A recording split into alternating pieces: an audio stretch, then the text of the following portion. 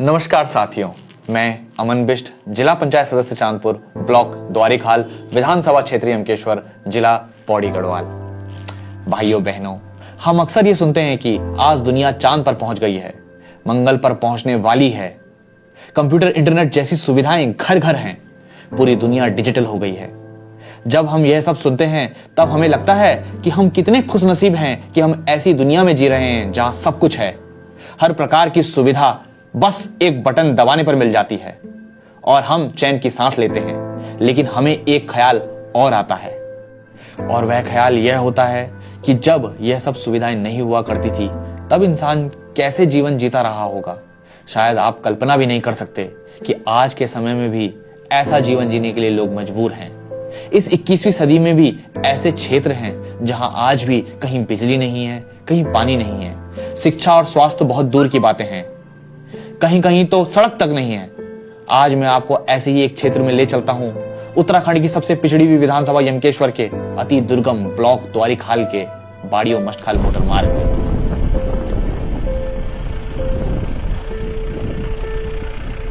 तो साथियों, यह है बाड़ियों मष्टखाल मोटर मार्ग, उत्तराखंड की सबसे दुर्गम और पिछड़ी हुई विधानसभा यमकेश्वर के सबसे पिछड़े हुए ब्लॉक द्वारिखाल की ये दयनीय स्थिति।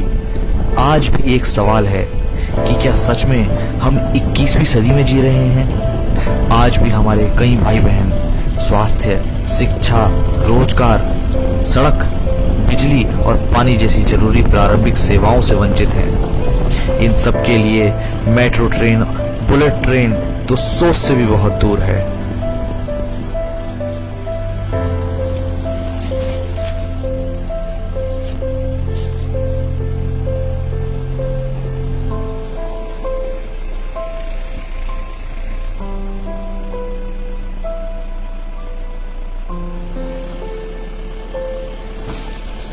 भाइयों बहनों, शायद आपको वीडियो में इस मार्ग की दुर्दशा ठीक से महसूस ना हो, लेकिन एक सामान्य स्वस्थ आदमी के लिए भी इसमें जाना बहुत ही कष्टदायी है। तो सोचिए, किसी गर्भवती महिला के लिए ये टूटा फूटा ऊबड़ खाबड़ मार्ग किसी अभिशाप से कम नहीं होगा। साथियों, ये मार्ग 16-17 गांवों को जोड़ता है, जिसका अर्थ है कि इतने सारे गांव के लोगों का जीवन इस दुर्गम मार्ग से प्रभावित होता है।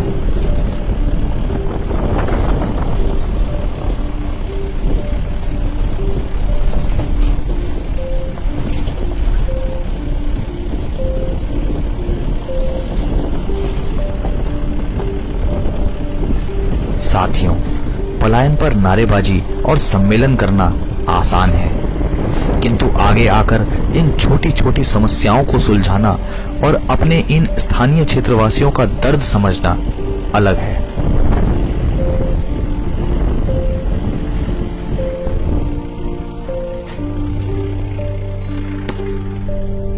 कृपया अपना नाम और अपने गांव का नाम बताएं।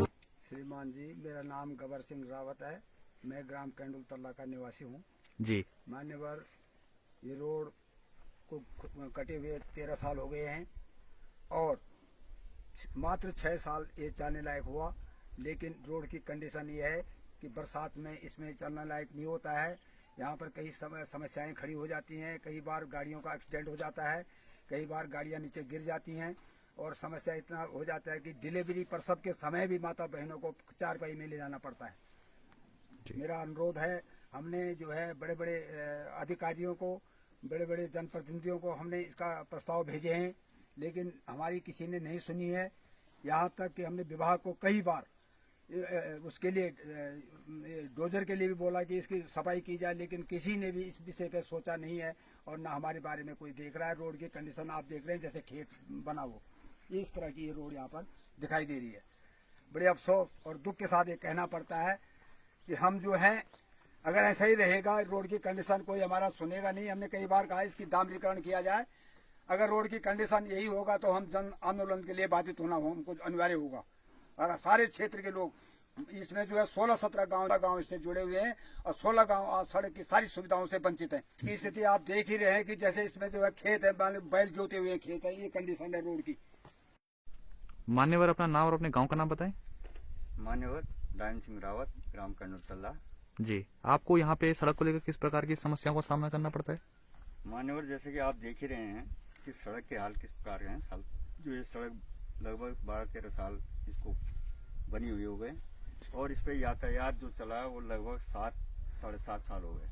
जी, तब से इस सड़क के संबंध में कई बार विभागों से संपर्क किया गया, उनको लिखित दिया गया, परंतु किसी भी प्रकार का कोई कार्य इस पे नहीं हो पा रहा है। कि आप देख रहे हैं कि इस समय सड़क के हाल ऐसे हैं, तो बरसात के समय में इस सड़क के हाल कैसे रहेंगे, क्या या कैसे होते होंगे। ये सड़क विशेषता यहाँ के निवासियों के लिए मेरे ख्याल से अभिशाप के रूप में है, क्योंकि यहाँ पर कोई भी कार्य तो प्रसवकालीन समय में जैसे यहाँ की महिलाओं को विशेषता है, उस समय अस्पताल ले जाने में अत्यधिक परेशानी होती है।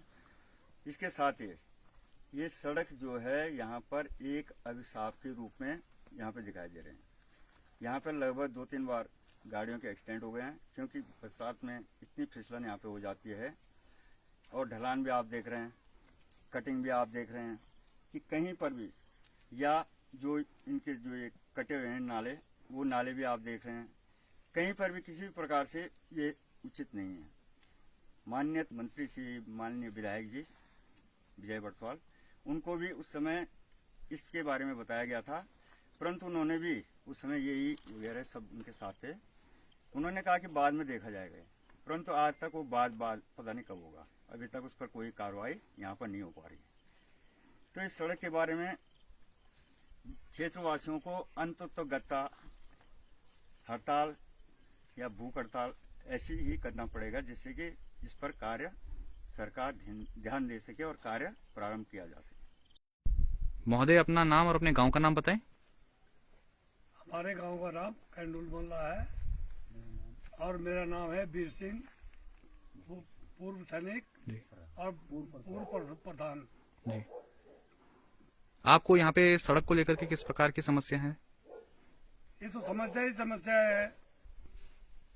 हमारे एम के सोर विधानसभा में जितने भी यहाँ वो बने हैं, विधायक बने हैं, कि नहीं इस साइड को झांक के नहीं देखा सड़क की तरफ कि किस परेशानी में है हम लोग।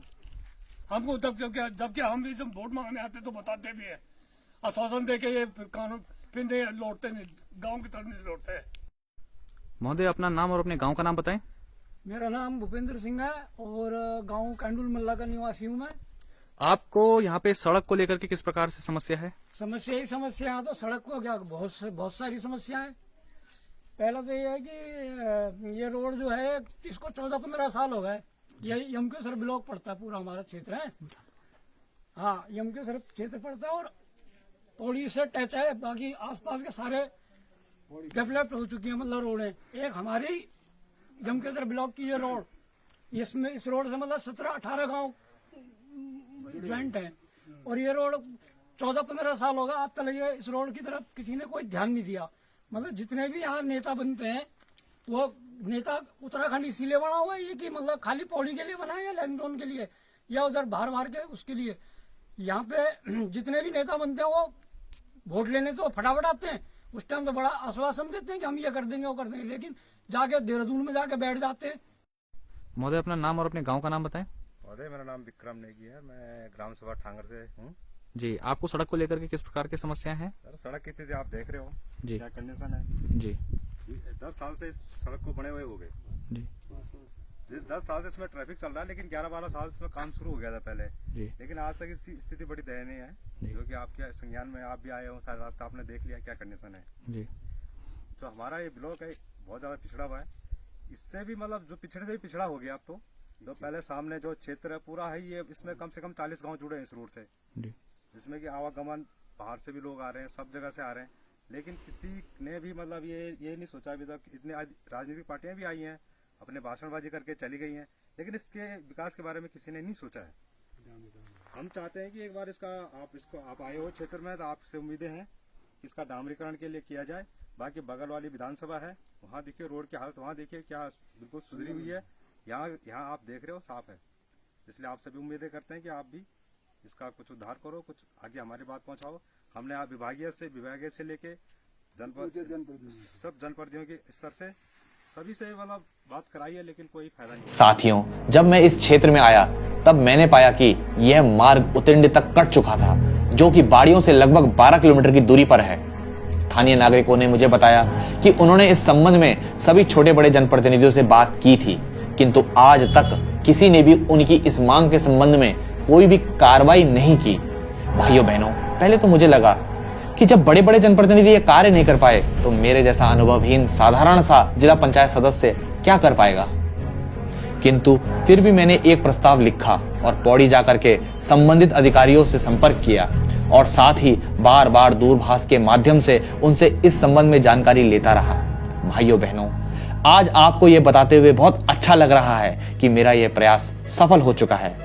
मैं धन्यवाद देना चाहता हूं राज्य सरकार का, जिसने मेरी इस मांग को स्वीकार करते हुए बाड़ियों मस्टखाल मार्ग के डामरीकरण के लिए 3.5 करोड़ की राशि स्वीकृति प्रदान कर दी है। मुझे मिली जानकारी के अनुसार इसके टेंडर हो चुके हैं और इसके बॉन्ड होने के पश्चात कार्य भी शीघ्र प्रारंभ कर दिया जाएगा।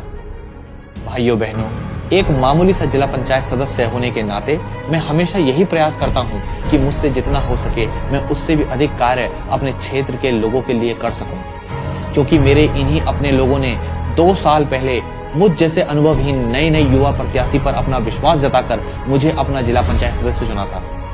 आज मैं अपने क्षेत्र के लोगों से और साथ ही समस्त यमकेश्वर विधानसभा के लोगों से कहना चाहता हूं, आज मेरा अनुभव पहले से काफी अधिक बढ़ गया है। एक बार पुनः मैं राज्य सरकार को समस्त क्षेत्रवासियों की ओर से धन्यवाद देता हूं और अपने क्षेत्रवासियों को विश्वास दिलाता हूं कि आपका ये भाई, आपका ये बेटा आपके अधिकारों के लिए हमेशा लड़ाई लड़ता रहेगा। जय यमकेश्वर महादेव, जय उत्तराखंड।